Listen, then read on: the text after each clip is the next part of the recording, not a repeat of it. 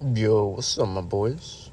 Today we're going to be discussing Pacific Rim's connection to our media literacy key terms. So the year is 2013, and my boy Guillermo del Toro is making a movie. And a movie that is pretty sticky. But what is stickiness? Our media literacy defines stickiness as a standalone piece of media that isn't in itself a remix, but it can be remixed through its participatory audience.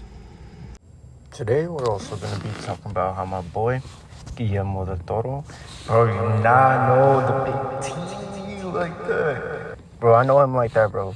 Trust.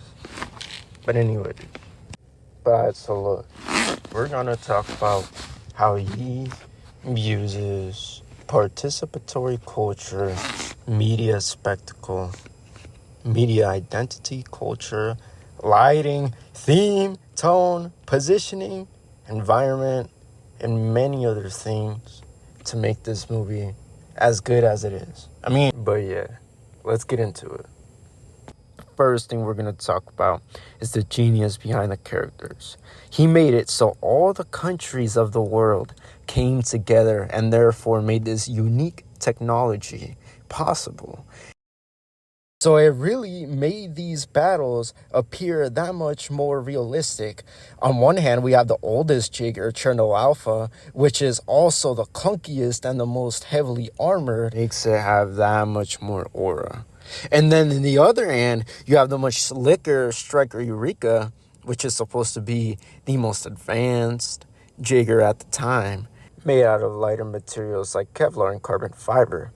But throughout all these different Jaeger designs, the one key factor that tied to their ethos was that the filmmakers were able to leverage their unique individual origin points to make each design so distinctively different from the rest that we as the audience could tell which one's which just from their silhouettes alone.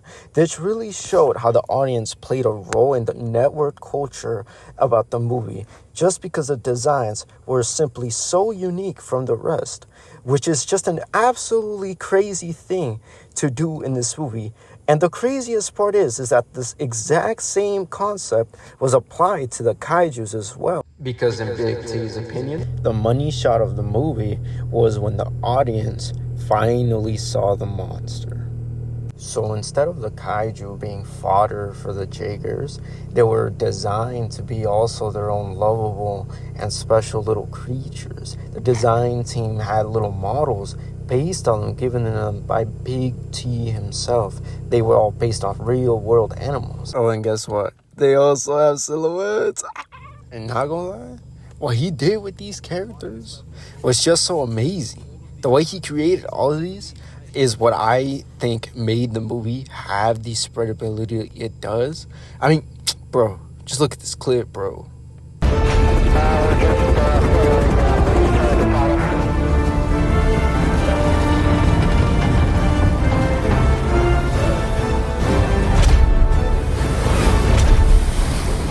Losing, Striker's got the ball and we're on the roll.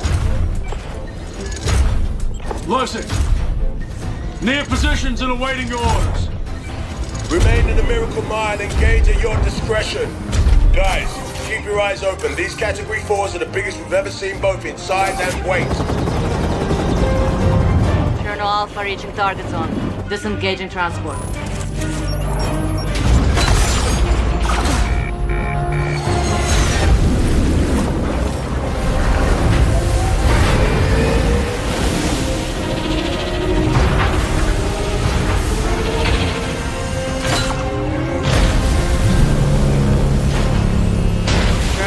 Position Miracle Mile. Turn off for holding the coastline. Beacon is on.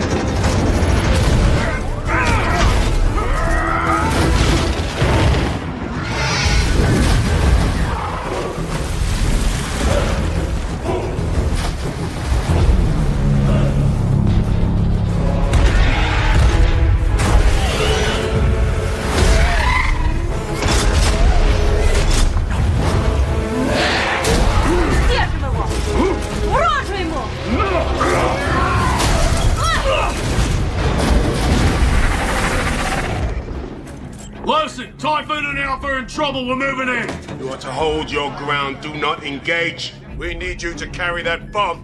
Do you copy?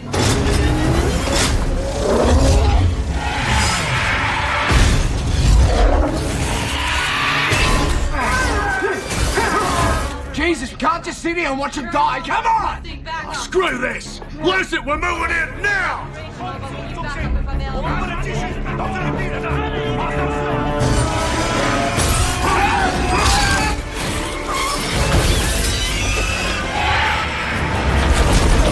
Тайфун накрылся! Давай поймаем эту суку!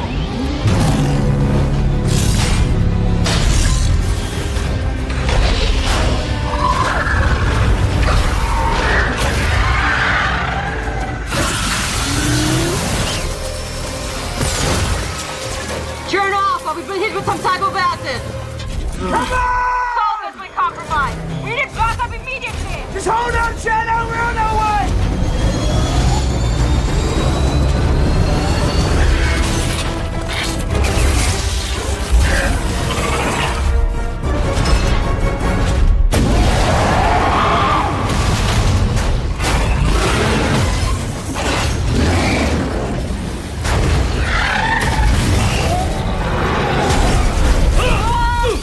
Вода на силу реактора!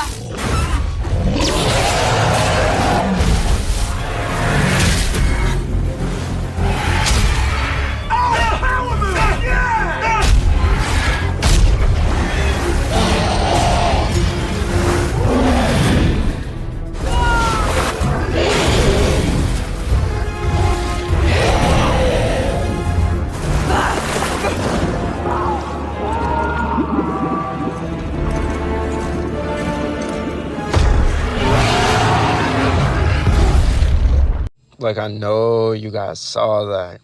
And let's talk about what made that scene so great.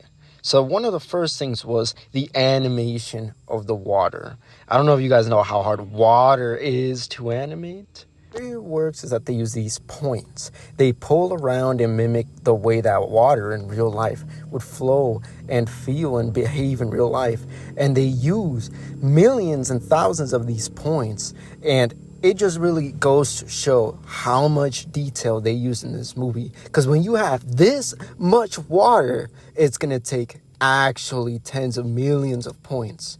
And they're just painting in the dark, you know? So that level of creativity and network culture just showed the devotion to this movie. And that really built up its ethos and made it really spreadable. It's also kind of funny to think about how there's just some poor VHX or whatever artist that was probably underpaid, and they stayed up at like 2 a.m. trying to like work on this how I worked on this video. Like, he didn't just want them to be moving out through the water. He wanted them to be majestic in a way that they looked almost so real, like you would think that it's something that we actually did in real life. So considering for the fact that the most of the time they made this movie, the artists were basically painting in the dark. Literally had to wait an entire week just to see what they were doing. And from just how much water there is on screen, from rain to mist to white water to waves, it just shows the absolute devotion and creativity that everyone involved with this project. And this brings us to the absolute single biggest problem that this movie has, and it's having these creatures, these things at a 40 times scale bigger than a human. Making the move is just absolutely ridiculously impossible, because you have to think about the scale that they're at. So the big T says it best. Continually remind the folks how big these creatures are. When we have the actors doing a punch like that, you think about, all right, so how fast is that actor's fist going at that moment of impact? So it was stationary here, and then by here it was going, 20 miles an hour. So you multiply that by factor 40, and now you're going faster than the speed of sound. So you have an object that weighs at least as a couple of city buses, that goes from 0 to faster than the speed of sound in less than a second. Yeah, maybe we should go a little slower. So to get this impossible task to work, what they figured out was that they came up with this trick, and it's one of my favorites, was that they figured out that if they got the camera to move with the robots, we couldn't tell as the audience what the speed of these giants really was.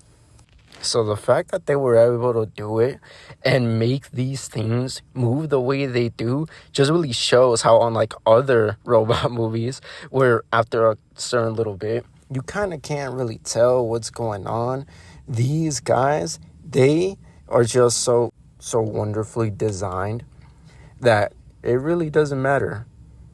And this is what I really think just sells the movie.